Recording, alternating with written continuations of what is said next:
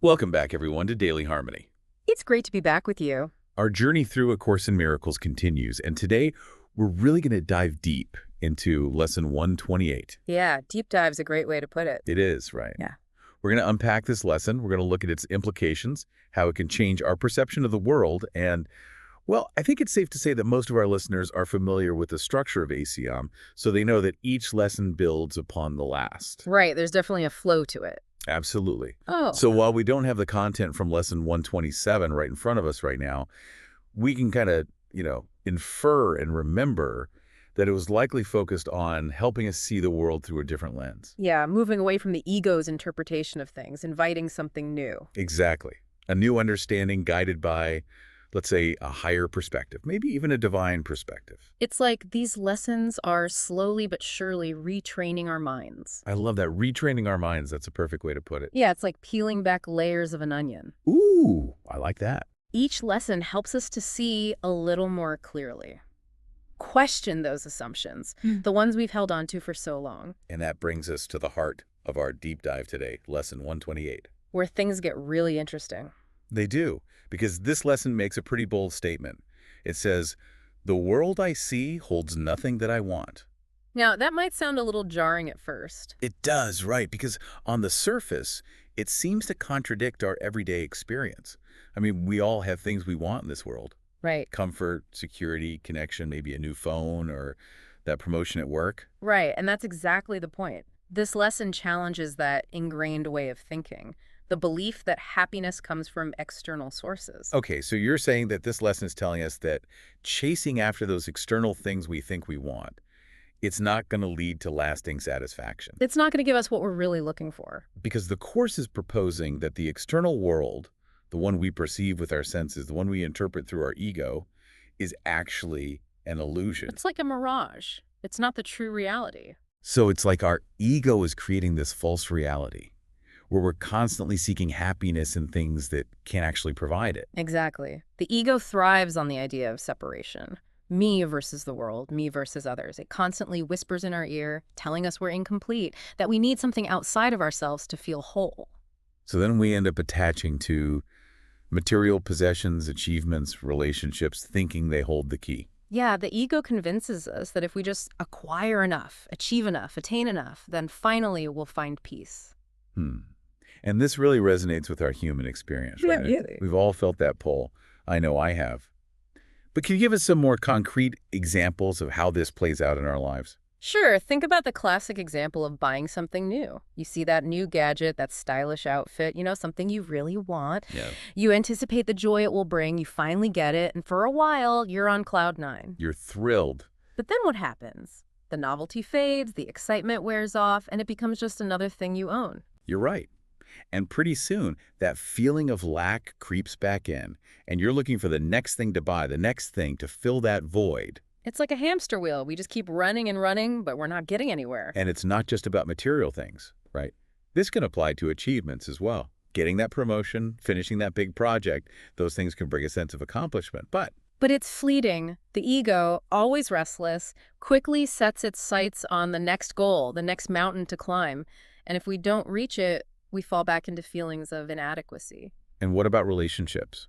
Because we often look for fulfillment in our connections with others. Oh, absolutely. We have these unspoken expectations, often unconscious, that a partner, a friend will make us happy, Yeah. that they will complete us in some way. Yeah, it's like we're asking them to carry the weight of our happiness. And that's a burden no one can truly bear. So then our well-being becomes dependent on their actions, their presence, things we can't really control.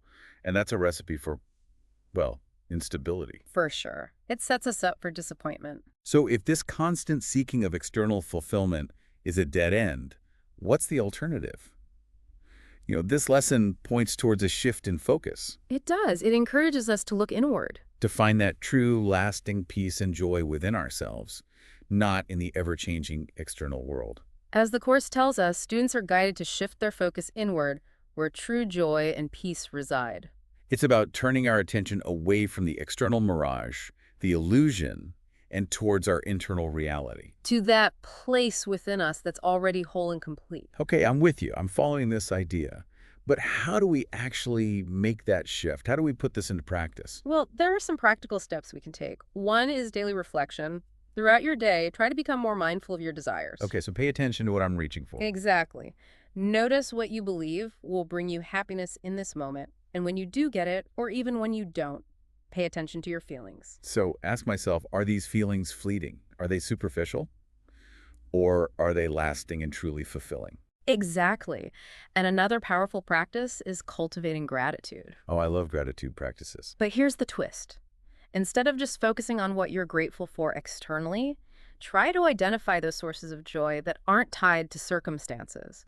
The material talks about fulfillment derived from relationships, from nature, from creativity. I see. So like the connection I feel with a loved one, Exactly. Or that sense of awe when you're out in nature. or the pure joy of expressing my creativity. Those things tap into something deeper, something more lasting. It's about appreciating those intrinsic joys, not just the extrinsic rewards. Right. And meditation is also a really powerful tool for this inward shift. I'm a big fan of meditation. A simple exercise you can try is to spend a few minutes each day repeating the affirmation, "The world I see holds nothing that I want." Okay. Notice any thoughts, any feelings or resistance that come up. Don't judge them, just observe them. It can really help bring to the surface those underlying beliefs about what we think we need from the world. I can see how that could be quite revealing. It can be. And finally, visualization can be a great way to practice responding differently to those situations where we typically seek external validation. Can you give us an example? So think of a scenario where you crave approval. Maybe you're about to give a presentation and you're worried about what people will think. Ah, yeah. I can relate to that. Now visualize yourself in that situation, but imagine responding from a place of inner peace, self-love, grounded in your own sense of worth, not needing external reassurance. And that helps to actually rewire our brains, create new pathways. It does. It helps to shift our default responses.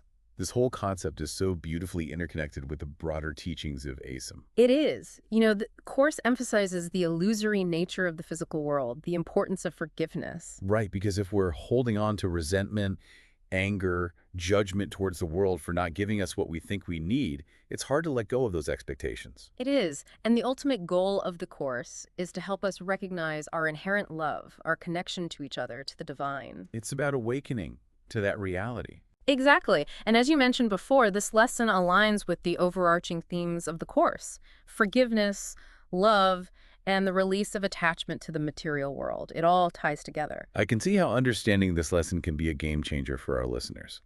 It offers a path to freedom.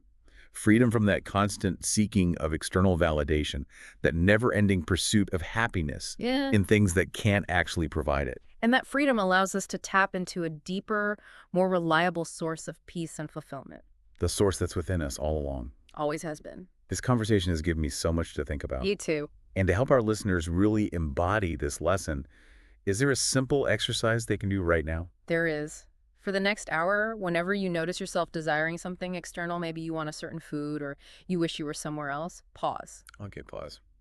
and silently repeat to yourself, "The world I see holds nothing that I truly want." The world I see holds nothing that I truly want. And then gently bring your attention back to how you're feeling inside. Just observe without judgment. That's a great practice. It's about cultivating that moment-to-moment awareness. As we wrap up this deep dive, I want to leave our listeners with a thought-provoking question. If the world you see truly holds nothing that you want, then what is the source of your deepest desires?